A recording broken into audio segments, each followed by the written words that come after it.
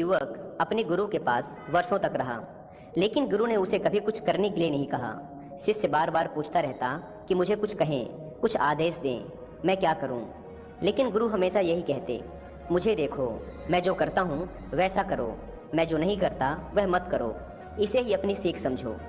लेकिन उसने कहा, इससे मेरे कुछ समझ में नहीं आता, मुझे कहीं और भेज दें। जिन परंपरा में ऐसा होता है कि अगर शिष्य मांग करता है कि उसे ज्ञान की प्राप्ति के लिए कहीं और भेजें, तो गुरु को ऐसा करना पड़ता है। तो गुरु ने कहा, ठीक है, यहाँ से कुछ मील दूर एक सराय है, वहाँ जाके तू 24 घंटे ठहर, वह सराय का मालिक तुझे बहुत कुछ सिखा देगा। उस शिष्य ने अपने गुरु को प्रणाम किया और वहाँ से चल पड़ा।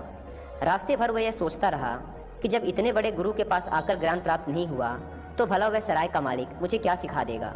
आखिर है तो धर्मशाला का रखवाला ही ना। वह बस बेमन सा चला जा रहा था।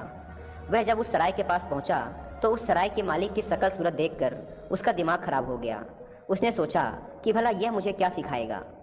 लेकिन क्या 24 घंटे तो रुकना ही था, गुरु का आदेश था। साथ ही गुरु ने यह भी कहा था कि देखते रहना, क्योंकि वह धर्मशाला का मालिक शायद कुछ कहे ना, मगर देखते रहना, गौर से जांचते रहना। इसलिए शिष्य उसे ध्यान से देखता रहा। उसने देखा कि वह दिन भर धूल झाड़ता रहा। धर्मशाला में कोई आया, कोई गया, कभी नया कमरा साफ करता, कभी कोई पुराना कमरा साफ करता। बस वह दिन भर धूल ही झाड़ता रहा। शाम को बर्तन साफ करता रहा। रात 11-12 बजे तक वह देखता रहा कि वह सराय का मालिक बस बर्तन ही साफ करता रहा। वह बर्तन साफ करता करता ही सो गया। जब सुबह 5 बजे उस शिष्य की नींद खुली, तो वह भागा कि देखें तो वह सराय का मालिक क्या कर रहा है। उसने जाके देखा तो वह फिर से बर्तन ही साफ कर रहा था। जिन बर्तनों को उसने रात को साफ करके रख दिया था, वह सुबह उठकर उन्हें फिर से साफ कर रहा था। यह सब देखकर उस शिष्य से रहा नहीं गया। वह उस सराय के मालिक के पास पहुंचा और उसे हाथ जोड़कर कहा, महाराज, सब तो ठीक है और मैं आपसे ज़्यादा ज्ञान की उम्मीद भी नहीं रखता, लेकिन आप मुझे इतना तो बता दें कि ये साफ़ किए हुए बर्तन आप दोबारा फिर से क्यों साफ़ कर रहे हैं? उस सराय के मालिक ने कहा, रात भर भी बर्तन रखे रहें तो धूल जम जाती है। उपयोग करने से ही धूल नहीं जमती, रखे रहने से भी धूल जम जाती है, समय के बीतने से धूल जम जाती है। यह बात उस शिष्य के समझ में नहीं आई। वह गुस्से में अपने आश्रम वापस लौट गया और गुरु के पास जाकर चिल्लाते हुए बोला, आपने मुझे कहाँ भेज दिया था? उस इंसान के पास। उससे क्या सीखना? वो तो हद पागल इंसान है। वह तो बर्तनों को ही घिसता रहता है। रात 12 बजे तक बर्तन साफ करता रहा और सुबह उठकर फिर से उन्हीं रात को साफ किए हुए बर्तनों को दोबारा साफ करने लगा। गुरु ने कहा, तू भी यही करना समझ, इसलिए तुझे वहाँ भेजा था। रात भी घिसते घिसते ही सो जा और सुबह उठते ही फिर से घिस, क्योंकि रात भी सपनों के कारण धूल जम जाती है और समय बीतने के साथ ही धूल जम जाती है। दोस्तों, इस कहानी में जिन मास्टर अपने शिष्य को सिखाना चाहते थे कि समय बीतने के साथ हमारे दिमाग में नकारात्मक विचारों, हीन भावना, हिंसा, क्रोध आदि की धूल जम जाती है। इसलिए इस धूल को रोज़ साफ करते रहना चाहिए, क्योंकि हमारा दिमाग ऐसा ही बनाया गया है। अगर इसमें कुछ पॉजिटिविटी नहीं डालेंगे तो ये नेगेटिविटी को अपने आप ही आकर्षित कर लेता है।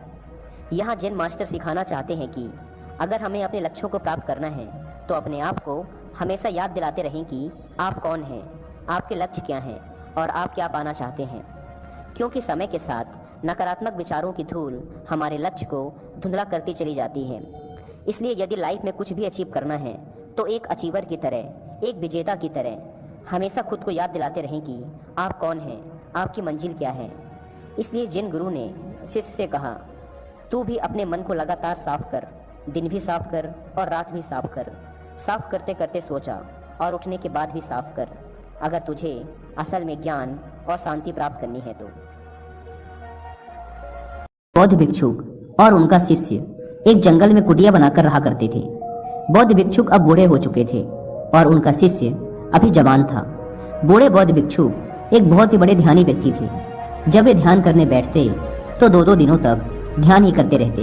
उन बूढ़े बौद्ध भिक्षुक के पास एक बहुत ही अनोखी शक्ति थी कि वो ध्यान की अवस्था में भविष्य को भी देख सकते थे। एक दिन जब वो ध्यान कर रहे थे तो उन्होंने देखा कि आज से 8वें दिन उनके उस युवा शिष्य की मृत्यु हो जाएगी। उन्होंने अपने शिष्य को अपने पास बुलाकर कहा, मैं तुम्हें अगले 7 दिनों की छुट्टी देता हूँ। तुम इन 7 दिनों के लिए अपने घर रहकर आ सकते हो। शिष्य ने खुशी से कहा, क्या यह सच है गुरुवर? गुरु ने कहा, हाँ। मेरा पिछले कई दिनों से अपने घर वालों से मिलने का मन भी कर रहा था, शिष्य ने मुस्कुराते हुए कहा। गुरु ने कहा, ठीक है, तो अब तुम जा सकते हो, लेकिन याद रहे 8वें दिन की शाम होने तक तुम्हें यहाँ वापस पहुँचना है। शिष्य ने हाँ में सर हिलाते हुए कहा, ठीक है गुरुवर, मैं पहुँच जाऊँगा, लेकिन आप अपना ख्याल रखिएगा। अब आप बूढ़े हो चुके हैं, इसलिए आश्रम का कोई भी काम हो उसे मेरे लिए छोड़ देना, मैं वापस आते ही उसे कर दूंगा। इसके बाद शिष्य गुरु का आशीर्वाद लेकर पहाड़ी से नीचे उतर गया, बिना यह देखे कि गुरु की आंखों में अपने शिष्य को खोने का दर्द था। शिष्य के गांव के रास्ते पर एक नदी पड़ती थी। उस नदी के किनारे चींटियों का एक हिल था, जहां लाखों चींटियां थी। उनमें से कुछ चींटियां लगातार हिल के अंदर जा रही थी और कुछ बाहर आ रही थी, जिसमें से कुछ चींटियां एक दूसरे से टकरा जाती और फिर अपना रास्ता बदल लेती। यह सब देख उस शिष्य को बड़ा आनंद आ रहा था। वह कुछ देर तक वहीं खड़ा होकर उन चींटियों को देखता रहा। फिर अचानक उसका ध्यान नदी की तरफ गया। उसने देखा कि नदी का पानी धीरे धीरे बढ़ रहा है, जिससे उठने वाली लहरें चींटियों के हिल के पास तक पहुंच सकती हैं, जिसकी वजह से ये लाखों चींटियां बेवजह मारी जाएंगी। यह सोच उसने तुरंत ही अपने ऊपर के कपड़े उतारे और उसमें मिट्टी भरकर चींटियों के हिल के चारों तरफ एक घेरा सा बना दिया। साथ ही उसने बड़े ही कलात्मक तरीके से मिट्टी को काटकर एक छोटी सी नाली बना दी, ताकि लहरों से आने वाला पानी नाली के माध्यम से वापस नदी में चला जाए। इसके बाद वह नदी पार कर अपने घर चला गया। घर पहुंचने के बाद उसके 8 दिन कब बीत गए उसे पता ही नहीं चला। 8वें दिन उसे याद आया कि आज शाम तक तो गुरु ने आश्रम में वापस लौटने का आदेश दिया था। उसने उस रात ही अगली सुबह आश्रम के लिए निकलने हेतु सारी तैयारी कर ली थी। सुबह होते ही वह आश्रम के लिए निकल पड़ा। उसे उम्मीद थी कि वो शाम होने से पहले आश्रम वापस पहुंच जाएगा। शाम हो चुकी थी। यहाँ गुरु आश्रम में बैठे बैठे यह सोच रहे थे कि आज तो 9वां दिन है, अब तक तो मेरा शिष्य इस दुनिया को छोड़ चुका होगा। वो इस बात से काफी दुखी थे कि वो मरने से पहले आखिरी बार अपने शिष्य को देख ना सके। गुरु बैठे हुए ये सब सोच ही रहे थे कि उन्हें दूर से एक इंसान आता हुआ दिखाई दिया। उन्होंने ध्यान से देखा तो चौंक गए। अरे, ये तो मेरा शिष्य है। गुरु ने दौड़कर शिष्य को गले से लगा लिया, लेकिन वो इस बात से अचंभित भी थे कि 8 दिन बीत जाने के बाद भी अब तक वो शिष्य जिंदा कैसे हैं। गुरु ने शिष्य से कहा कि यहाँ से जाने के बाद तुमने जो कुछ भी किया है मुझे बताओ। तब शिष्य ने चींटियों वाली कहानी गुरु को सुनाई। कहानी सुनते ही गुरु को यह समझते देर न लगी कि शिष्य ने लाखों चींटियों की जान बचाई थी, और उसके इसी कर्म का परिणाम है कि शिष्य को एक लंबा और खुशहाली भरा जीवन प्राप्त हुआ है। कहानी सुनने के बाद गुरु के मुंह से अनायास ही निकल गया कि कर्मा लौट कर जरूर आते हैं। शिष्य को गुरु की इस बात का मतलब समझ नहीं आया, लेकिन उसने पूछा भी नहीं और चुपचाप अपने आश्रम के कामों में लग गया। अगर हम अपनी जिंदगी में देखें तो इसे खुशी खुशी जीने का सबसे आसान तरीका है कि हम अच्छे कर्म करते रहें। इस कहानी की तरह यह जरूरी नहीं कि अच्छे कर्म हमारी उम्र को लंबा ही करेंगे, लेकिन इस बात की गारंटी है कि अच्छे कर्म हमारी जिंदगी में आने वाली दुख और परेशानियों को कम जरूर कर देंगे। कर्मों का एक बहुत ही साधारण सा सिद्धांत है कि हम जो कुछ भी करते हैं उसका कई गुना लौटकर हमारे पास ही आता है। फिर चाहे वो अच्छे कर्म हो या बुरे, दोनों ही कई गुना होकर हमारे पास आते हैं। अच्छे कर्म करने के लिए ये जरूरी नहीं कि हमारे पास पैसा ही होना चाहिए, और ना ही सिर्फ किसी की जान बचाना ही अच्छा कर्म कहलाता है। किसी असहाय की छोटी सी मदद करना भी अच्छा कर्म है। किसी डीमोटिवेटेड इंसान को मोटिवेट करना भी अच्छा कर्म है। किसी दुख भरे इंसान को संतावना देना भी अच्छा कर्म है। कुल मिलाकर अगर हम किसी भी तरीके से किसी के दुख को कम कर पाए तो वो एक अच्छा कर्म है। और जैसे गलत कर्म करने से हमें बुरा लगता है और दुख भी होता है, ठीक उसी तरह अच्छे कर्म करने से हमें सुख की अनुभूति होती है। इसलिए अगर हम अपनी जिंदगी में खुश रहना चाहते हैं तो हमें आज से ही दूसरों के दुख दर्दों को कम करने की कोशिश शुरू कर देनी चाहिए, और हम देखेंगे कि हमारी लाइफ अपने आप ही खुशियों से भर जाएगी। गौतम बुद्ध कहते हैं, मन और शरीर दोनों के लिए स्वास्थ्य का रहस्य है बीते हुए कल का पछतावा मत करो, भविष्य की चिंता मत करो, बल्कि पूरी ईमानदारी के साथ वर्तमान में जियो। लेकिन हम सच में कितना वर्तमान में जीते हैं? हम वर्तमान में रह ही नहीं पाते। अगर हम वर्तमान में जी पाए तो हमारा मन और शरीर दोनों स्वस्थ हो जाएंगे और हम भविष्य की चिंता में परेशान नहीं होंगे और ना ही अपने अतीत के दुखों को लेकर रोना रोएंगे, बल्कि वर्तमान में चल रही सांसें भी हमें आनंद देंगी। एक बार एक जवान लड़का गौतम बुद्ध के पास जाता है और कहता है, बुद्ध, क्या आप मेरे एक प्रश्न का उत्तर देंगे? बुद्ध ने मुस्कुराते हुए कहा, पूछो, क्या पूछना चाहते हो? जवान लड़के ने कहा, बुद्ध, मेरे जीवन में इतने सारे दुख क्यों हैं? मैं हमेशा दुखी ही क्यों रहता हूँ? बुद्ध ने कहा, कहाँ है तुम्हारा दुख? मुझे तो नहीं दिख रहा। लड़के ने कहा, दुख तो मेरे अंदर है बुद्ध, मेरे अंदर। बुद्ध ने मुस्कुराते हुए पूछा, तुम्हें कैसे पता कि दुख तुम्हारे ही अंदर है? लड़के ने कहा, मेरे जीवन में कोई आनंद ही नहीं है, मुझे मेरे जीवन का कोई सार ही नजर नहीं आता। मैं हमेशा उदास रहता हूँ और कुछ करने का मन भी नहीं करता। बुद्ध ने कहा, सबसे पहले तुम मुझे ये बताओ कि तुम्हारे दुख का कारण क्या है? लड़के ने कहा, कारण ही तो जानने आया हूँ बुद्ध। अगर मुझे मेरे दुख का कारण पता होता तो मैं आपके पास आता ही क्यों? बुद्ध ने गंभीर होकर कहा, जब दुख तुम्हारा है तो कारण मैं कैसे बता सकता हूँ? यह सुन वह जवान लड़का थोड़ा चौंकते हुए बोला, लेकिन बुद्ध, लोग तो कहते हैं कि आप अंतर्यामी हैं, आप कुछ भी बता सकते हैं। बुद्ध ने कहा, बस यही मानसिकता ही तुम्हारे दुख का कारण है कि तुम किसी और के भरोसे बैठे हो। तुम्हें लगता है कि कोई आएगा और तुम्हारी सारी समस्याओं का समाधान कर देगा। जब हम किसी और के भरोसे बैठे रहते हैं तब हम दूसरों पर आश्रित हो जाते हैं। अगर उसने कुछ कर दिया तब तो हम खुश हो जाएंगे और अगर नहीं किया तो दुखी हो जाते हैं। इसलिए अगर उम्मीद दूसरों से बांधोगे तो अंत में दुखी हाथ लगेगा, लेकिन अगर उम्मीद खुद से लगाओगे तो हमेशा खुश रहोगे। बुद्ध ने आगे कहा, तुम्हें लगता है कि मैं बुद्ध हूँ तो तुम्हारी सारी समस्याओं का समाधान कर दूंगा? नहीं, एकदम गलत सोच रहे हो तुम। मैं भी तुम्हारे ही जैसा हूँ, बस मैंने इस जीवन को जान लिया है जिससे मेरे अंदर के सारे प्रश्न, सारी उलझनें समाप्त हो चुकी हैं। जिस दिन तुम्हारे अंदर भी कोई प्रश्न, कोई उलझन नहीं रह जाएगी, उस दिन तुम्हें भी किसी बुद्ध के पास जाकर ये पूछने की जरूरत नहीं पड़ेगी कि मैं दुखी क्यों हूँ। बुद्ध ने पूछा, क्या तुमने फूल को देखा है? लड़का कहता है, बुद्ध, फूल किसने नहीं देखा? फूल तो हर किसी ने देखा है। बुद्ध कहते हैं, एक फूल रात्रि में कली होता है, सुबह होने पर वो खिलता है और शाम तक मुरझा जाता है, वह गिरकर मिट्टी में मिल जाता है।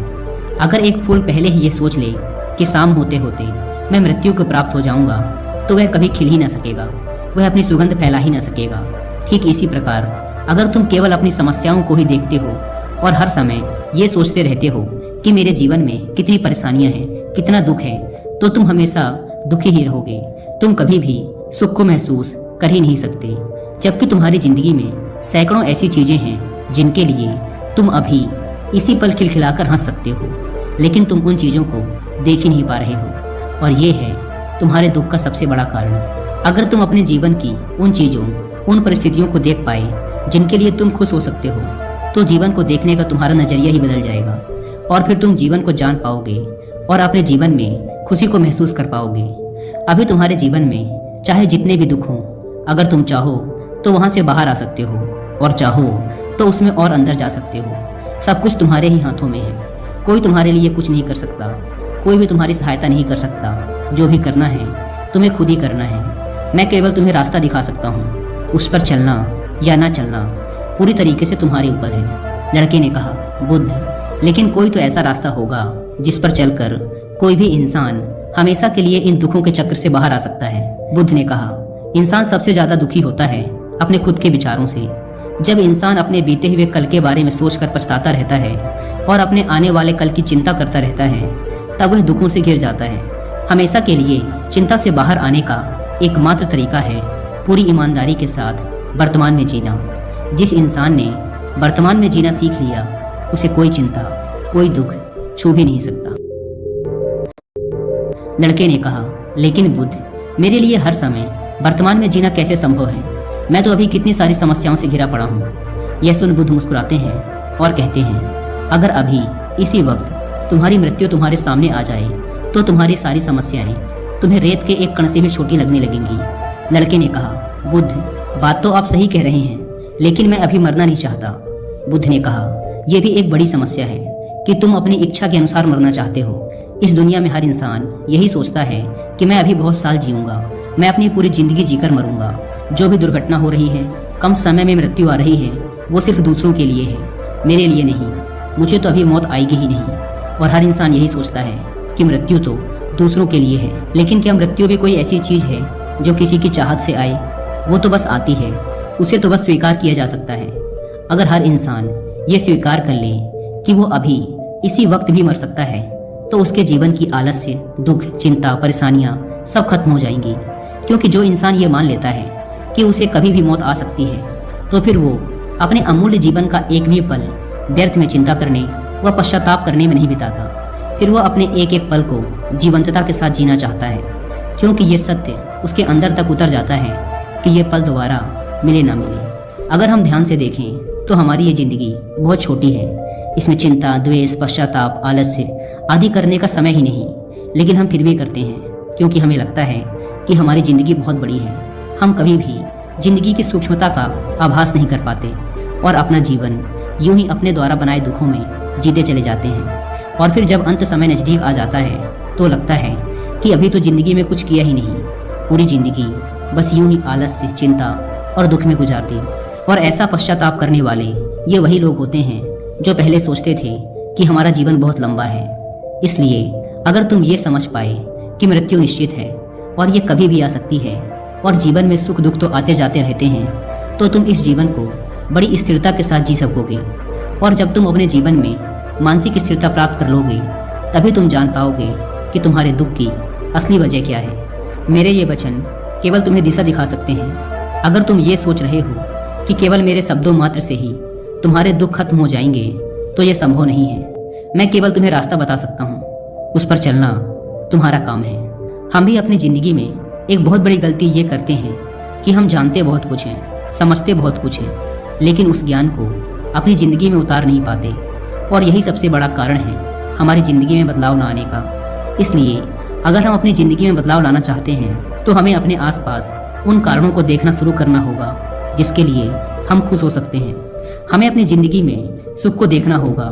ज़्यादातर लोग केवल अपनी ज़िंदगी की परेशानियों पर ध्यान देते हैं, वो उन चीज़ों को देख ही नहीं पाते जो उनके पास हैं। हर इंसान के पास ऐसा कुछ न कुछ जरूर होता है जिसे पाना किसी दूसरे का सपना होता है, लेकिन हम केवल उस चीज़ के बारे में सोच सोच कर दुखी होते रहते हैं जो हमारे पास नहीं है। इसलिए अगर हम खुश रहना चाहते हैं तो हमें आज से अपने जीवन की उन चीज़ों पर ध्यान देना है जो हमारे पास हैं, जो हमें सुख देती हैं। और ये हमें आज इसी पल से शुरू करना होगा। जब हम अपने जीवन के सुख को देखना शुरू कर देंगे तो हम पाएंगे कि जीवन में केवल दुख ही नहीं, सुख भी हैं। और जब हम सुख और दुख दोनों को देख पाएंगे तो हम पाएंगे कि सुख ना हमें बहुत अधिक खुश कर सकता और ना ही दुख हमें बहुत अधिक दुखी कर सकता। और तब हम सुख और दुख से ऊपर उठ पाएंगे और तब हम महसूस कर पाएंगे कि असल में वास्तविकता कुछ और ही है। गौतम बुद्ध ने कहा था, ज्ञान केवल हमें मार्ग दिखा सकता है, उस पर चलना हमारा ही काम है। जातक कथाओं से ली गई है। जातक कथाओं में गौतम बुद्ध के पूर्व जन्मों का विवरण है। एक बार गौतम बुद्ध कौशल राज्य में भ्रमण कर रहे थे। एक गरीब की कुटिया पर पहुंचने पर उस घर के मालिक ने उन्हें भोजन का निमंत्रण दिया। भोजन करने के पश्चात गौतम बुद्ध कुटिया के पास वाले बगीचे में टहलने लगे। अचानक उनकी नज़र एक ऐसे स्थान पर पड़ी जहां ना तो कोई पेड़ था और ना ही किसी तरह की घास ही उगी थी। पूछने पर माली ने बताया कि जब पेड़ लगाए जा रहे थे तब एक मूर्ख बालक ने पेड़ों को उखाड़ उखाड़ कर उनकी जड़ें नाप नाप कर पानी दिया था, जिससे सब पेड़ खत्म हो गए थे। गौतम बुद्ध ने हंसते हुए कहा, मूर्ख लड़के ने पहली बार ही बाग नहीं उजाड़ा, इसने पूर्व जन्म में भी ऐसा ही किया था। उन माली और घर के मालिक के पूछने पर गौतम बुद्ध ने उस लड़के के पूर्व जन्म की कथा सुनाई कि काशी के राजा बृहदत्त के राज्य में एक बार नगर में बड़ा उत्सव हो रहा था। राजा के माली की भी इच्छा हुई कि वह भी नगर में जाकर उत्सव देखे, लेकिन उस पर पेड़ों को पानी देने का उत्तरदायित्व था। माली दुर्लभ और सुंदर पेड़ों तथा लताओं से भरे बगीचे की रोज देखभाल किया करता था। उसके ना रहने पर बगीचे और पेड़ पौधों की देखभाल कौन करेगा, इसका विचार करने पर उसे अपने बंदर मित्र का ध्यान हो आया। वह बंदर बगीचे में रहने वाले बंदरों का सरदार था। किसी तरह एक बार माली की बंदरों के सरदार से दोस्ती हो गई थी।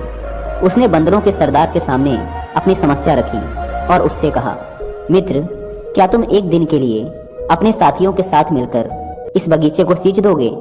मुझे एक जरूरी काम से बाहर जाना है। बंदरों के सरदार ने प्रसन्नतापूर्वक यह काम करने का आश्वासन दे दिया। जब माली चला गया तो सरदार ने सब बंदरों को बुलाया और समझाया, देखो दोस्तों, आज हमें एक परोपकार का काम करना है। बड़ी सावधानी और अक्लमंदी से सभी पेड़ पौधों को पानी देना है। कोई पेड़ प्यासा ना रहे। जिस पेड़ को जितनी ज़रूरत हो उतना ही पानी दिया जाए, लेकिन पानी बर्बाद ना किया जाए, वरना पानी की परेशानी खड़ी हो जाएगी। बंदरों की समझ में नहीं आया कि पेड़ पौधों की प्यास कैसे नापी जाए।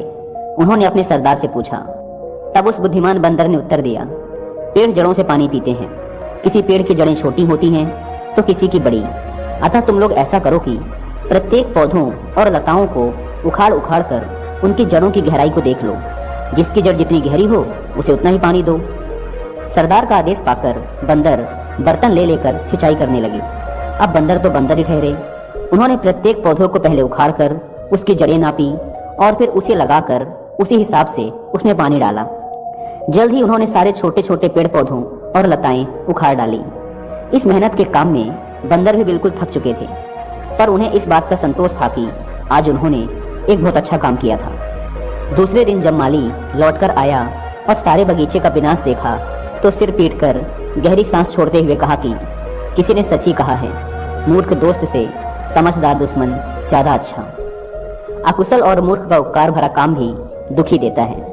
कथा को खत्म करने के बाद गौतम बुद्ध मुस्कुराते हुए बोले, अब तो आप लोग समझ ही गए होंगे कि एक मूर्ख दोस्त से एक समझदार दुश्मन ज़्यादा अच्छा, क्योंकि एक मूर्ख दोस्त का उपकार भरा काम भी हमें दुखी देता है। गौतम बुद्ध ने आगे कहा, इस संसार रूपी बगीचे को भी एक अच्छा जीवन जीने लायक स्थान बनाने के लिए अनगढ़ और मूर्ख व्यक्तियों की नहीं, बल्कि